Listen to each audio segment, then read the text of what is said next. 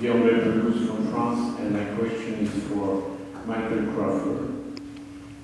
I would like that you give some details about the Pinnacle study, about the amount of evidence that paleo-humans did eat marine resources, perhaps more than you did in your presentation, because it's a very important point, as the proofs disappear, as we know, of fish eating and other marine resources consumption in paleo era.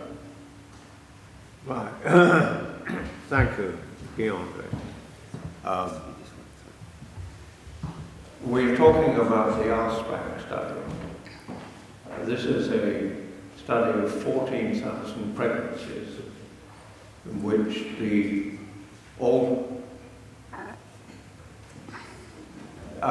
you're referring to the RSPAC study, is that right? Yeah, okay. Well, the 14,000 pregnancies where the condition of the mother, everything you could possibly think of, for education, for history, health, etc., data was collected, including her nutrition during the pregnancy. Following the pregnancy, the children were followed up until 8 years of age. Then the children were subjected to psychiatric assessment. And what turned out was that the verbal IQ, motor function, behavioral disorders, various disorders, and social disorders were greatest in the mothers that ate the least amount of fish and seafood during the pregnancy. And in fact, there was more or less a straight line correlation between the amount of fish and seafood that the mother ate during the pregnancy and verbal IQ at 8 years of age in the children. So this was the biggest study. It was a study of 14,000 women and nearly 14,000 children followed up. And it is absolutely the largest and longest epidemiological study of follow-up of cohort that's ever been done. And the result was really most impressive. In fact, it completely contradicted the Food and Drug Administration's view in the United States, because at the same time, or just before that, the Food and Drug Administration said that during pregnancy there's a risk of mercury toxicity to eat fish. So pregnant women should limit the amount of fish they eat to no more than 1 or 2. And actually, Joe Hibben, who was the lead author of this study, Captain Joe Hibben, by the way, he wrote in the study that this advisory will cause harm. And in the paper that he published in the Lancet, he showed the impact of the advisory. He divided the population into those who had followed the advice given, not intentionally, but by the data they had, the ones who coincided with the recommendation of eating no more than 1 or 2 fish, compared with those who exceeded and hence entered the region of alleged toxicity. And the answer was the complete reverse, that those who complied with the FDA recommendation had the worst cognitive and behavioral outcomes compared with those who actually misbehaved and went above the recommendation.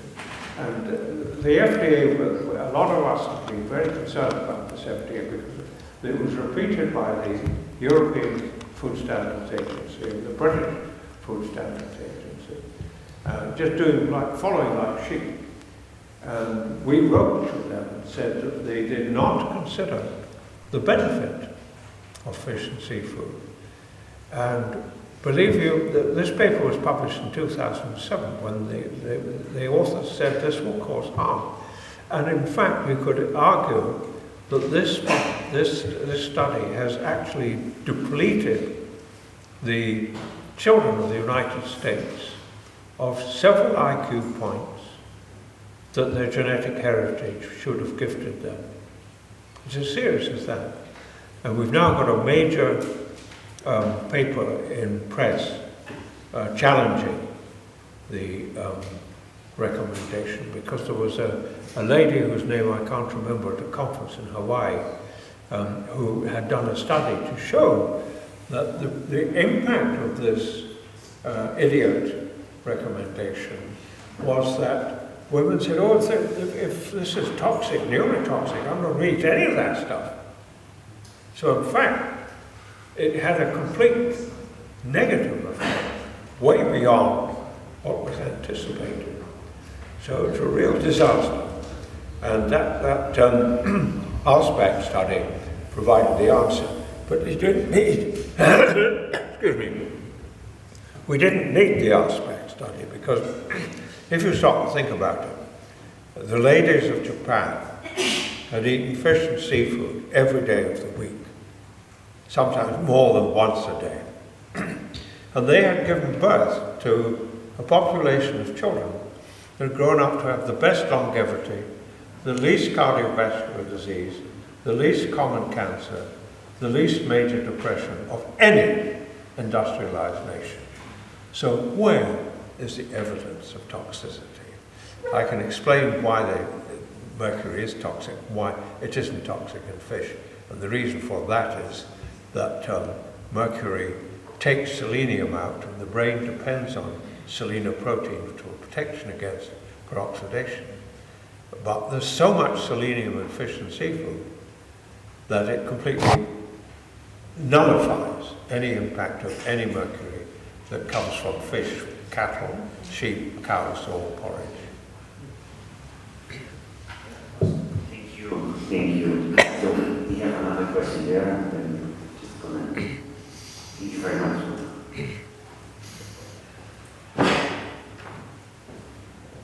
A question for Dr. Emily. What is the reason to include in the list of the positive brain foods whole grains?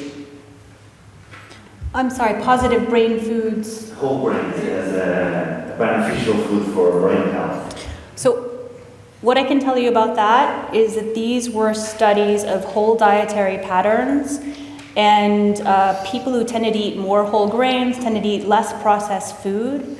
I don't know that this is a nutritional effect instead of a microbiome effect. So whole grains are higher in nutrients and higher in fibers than processed food.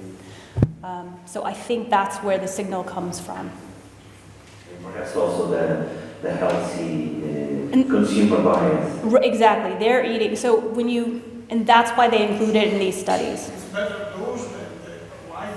Right. There is no reason to choose them if you can choose veggies and fruit. I don't see why not, personally. Yes. There is actually some evidence showing that the chapter 5 is soluble in some Yes.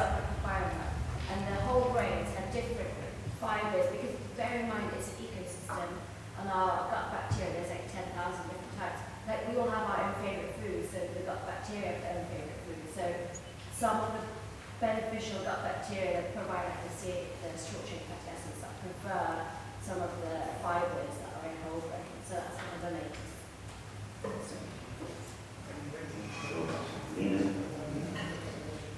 Thanks for Emily. I have a question about the relative usefulness of foods versus medication. So do you look at this like I as an internist would say, well, the first thing you should do is eat healthy and change your lifestyle. But if that doesn't work, we're going to put you on medication. So when you're looking at your patients' with psychiatric disorders, where do you put the food versus the medication? So my patients, a lot of them have no interest in changing their diet, no motivation, none of that stuff. And when they come to see me, they're already on medications. So my job, I adjust the medications. To get their medications, they have to come and see me. And then I use that time to help try to modify their diet and talk about these other things through behavioral modification strategies, of which I could talk to you for a long period of time. And if we can get people to modify their diet, I've had many success stories. I've had people come off their medications. I've had people greatly reduce their medications. But it's not for everybody. You know, you got to meet people where they are as a clinician. I'm not going to go pounding my head against the wall, trying to get everybody to eat healthy exactly how I want them to eat. Sometimes I can't even do it myself. So that's where it is. I think it's a very important preventative and overall public health strategy. When it comes down to the clinician itself, it's really a one-on-one.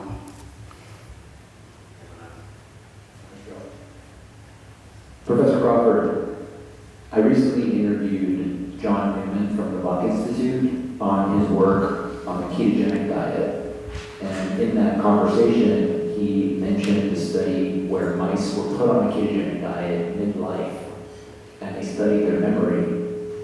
And what they found is that instead of a diminution of memory for the remainder part of their life, that not only was there a preservation of memory, but there was actually an improvement of memory all the way to the end of the lifespan. Do you have an opinion on ketones and the brain and their evolutionary relevance to the brain and its functioning, in addition to your comments on DHA? Thank you for that question. I've been talking about DHA and, for that matter, arachidonic acid, because these are the bricks and mortar of building the brain, and you can't build it without it. The ketogenic diet is very interesting, and it's highly probable that if you think about a diet at the coastline, which would at the time be totally abundant with fish and seafood of all sorts, making use of all stuff that came from the land as well, that it would have been actually a ketogenic diet. Because there were no very little carbohydrates to come in and do anything else. So, I have a very great friend, Stephen Cunnane at Quebec University, Sherbrooke rather, in Quebec, and he's been working on the ketogenic diet and the interest of epilepsy, and it has really important and profound effects. Now, this has perhaps got nothing to do with the actual brain structure or structural integrity. It may have, but I think it's more to do with the fact that the brain is super dependent on oxidative metabolism. And if you start to think about it, that in the adult, it's consuming 20% of the energy you use, but it weighs only 2% of the body. Now, the fetus is consuming 70%. And that's more likely true of the adult as well, because, in fact, the bulk of the brain weight is things like myelin, which are metabolically inactive. So the actually active bits, the synapses and neurons and oligodendrocytes, are burning oxygen like nobody's business. So there is an absolute requirement for the flow of oxygen as well as the nutrients, but the flow of oxygen unimpeded. And that means vascular supply. And the ketogenic diet is quite clearly superior in terms of providing the energy. And I think that is one of the important contributions that it makes. More questions? The point being that in our present populations, the vascular system is pretty ropey. Hi, Professor. I have a question for Professor Crawford. I'm Alberto Cerasari from Rose. My question is about, we are always concerned about mother's diet and mother's habits, but what about the father's diet and preconception for the baby? Well, let's not leave the father out. I'm sure he's got a role to play. Of course, that is epigenetic, and you're right. the father's diet will have an impact, but it will be an epigenetic impact rather than a nutritional and structural impact. And that epigenetic impact will have been influenced by the father's dietary history as well. Yes, you're right. Any more questions? No more questions? So, okay, so I do have one from you, Emily.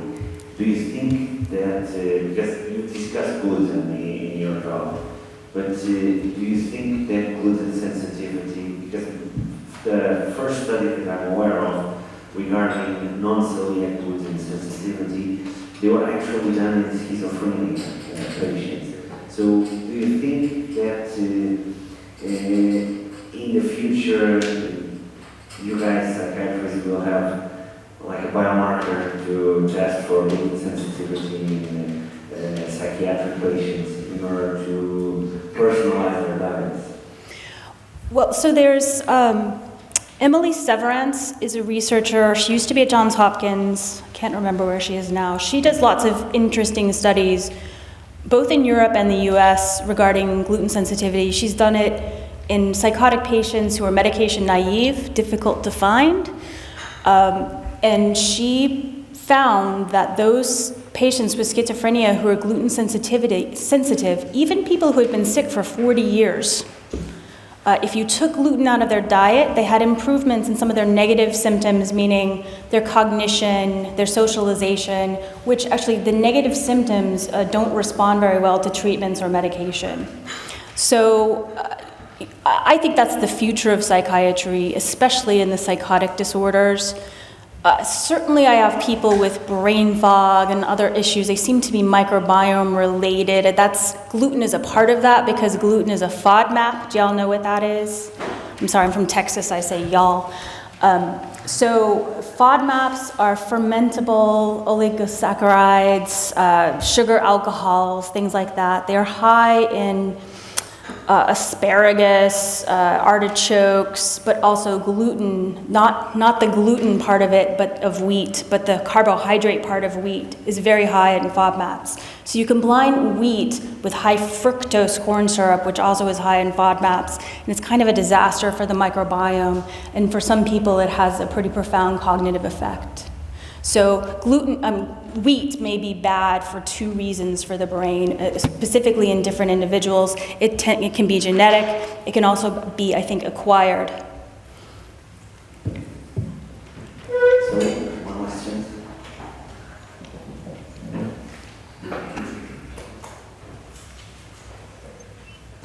The question from Emily. You talk about food and mental health and food and neurotransmitters as dopamine and serotonin.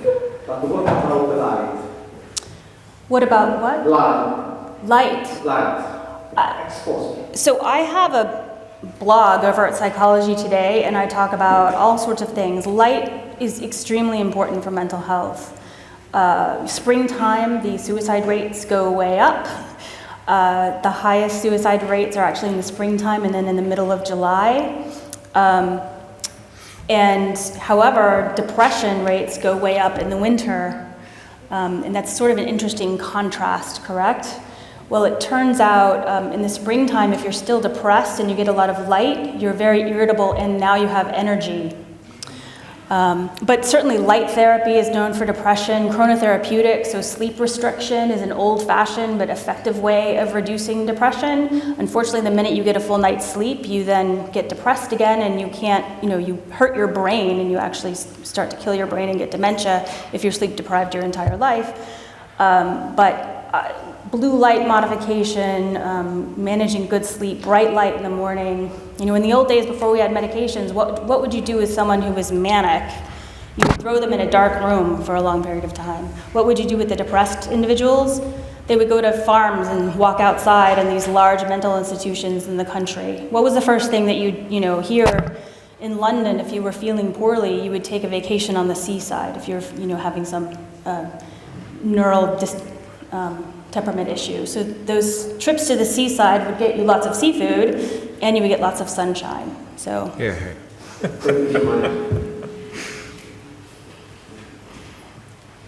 Thank you.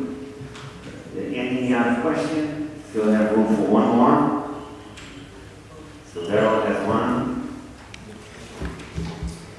Michael Crawford, the last time I heard you speak, you spoke about the food availability post-Second World War and the differences between then and now. Could you briefly summarise what you mentioned in that talk? So a couple of years back now, hopefully it's still fresh in memory. You have one over me. Could you tell me a bit more about what I was supposed to have said? Whoops. I think it was about greater availability of organ meats, the effect of rationing. Oh, yeah, okay, all that kind of stuff, yeah. I mean, that's relevant to the collapse of IQ, because during World War II, food was rationed. Pork, beef, milk, cheese, sugar, you name it. Anything with these things in it was rationed as well, all of it. The only thing that really wasn't rationed was fish and seafood. And during the war, every mother, pregnant or expecting, or with children, had milk, orange juice, and cod liver oil delivered free to her door. And the whole principle of food policy was nutrition and health. This was Jack Drummond, who was Professor of Biochemistry at UCL, University College London. And he was in charge of food policy during the war. He created this phenomenal strategy so everything changed after the war because the industry said, oh, we don't want any more of this goody-goody stuff. What we need is production. So production, what does production mean? Production means intensification. So intensification took off and intensified. So you now have super intensified foods. There's chickens even getting white stripes in the meat, all this kind of disgusting stuff that's happening. So the other point about it is that there's been a drift from the balance between what we had from the sea and what we had from the land. During the war, no child on this island would have said, I don't like fish, I don't want to eat fish. We had fish 3 or 4 times a week, all sorts of different sorts, all sorts of different seafood. Even ate whale, believe it or not. So it was a complete change after the war. And we have biochemistry details of the exact nature of that change. Take a chicken, for example. In 1970, the Royal College of Physicians and the British Cardiac Society was writing a report on diet and heart disease. And they asked us to analyse foods. And amongst the foods, we analysed chickens. And the report said, when it came out in '76, eat much less fatty red meat and more poultry because it is lean. And it was lean. My mother had to put bacon on the chicken when she did Sunday roast because there wasn't any fat in it. In 2002, one of my staff did an analysis of chickens and presented it at an international conference. By that time, the amount of chicken fat in the carcass had increased from about 1 or 2% to over 20%, which, if you remember, fat has 9 calories per gram and protein is only 4. So if you're in the protein ballgame, this actually meant that the chicken carcass was now producing more calories from fat than from protein. Now, where's that going into the food web? That's going into your chicken soups and pastries and all sorts of things that have chicken flavors to it. Everything's got chicken flavor now. And you can see that the fat was under the skin. So now what you see in the supermarkets is chicken breast with the skin pulled off. And they're using that for all sorts of other things going into these super processed foods. So when you stop and think about the burden of your question, during human evolution, we ate what Sir Robert McCarrison called the unsophisticated foods of nature. We ate wild foods. Our genome's only 1.5% different from chimpanzees. Therefore, our physiology is adapted to wild foods. Now think about that. Think what that means.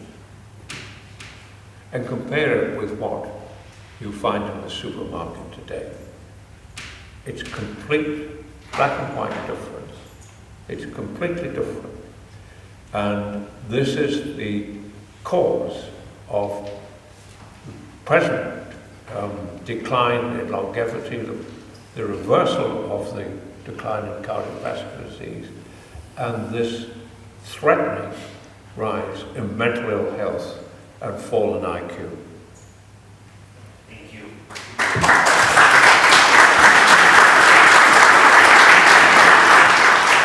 Thank you very much, Michael. I just want to say, last time I went to Jamaica, I had some wild feral chickens. You know, like multiple generations of being wild, and you almost broke your fork. Actually, trying to eat the meat. It just gives you an idea of how lean chicken should be. Yeah. Well, the point really is the chicken is now bred in-house, bigger than this, and you can't see the floor from the way they're packed in there. You have panniers that hang from the ceiling, computerized, so that if the food drops below 20%, more food gets pumped in. The lights are on till 11 o'clock at night, and they go off until about 3 in the morning, so that there's an extended period of time for them eating. They get no exercise. They're genetically chosen for fast weight gain, and they're fed high energy foods. These are all the things that the doctor tells you not to do, and that's what the industry is producing today. 95% of all these chickens are fed that way. It looks like humans are looking more and more like chickens.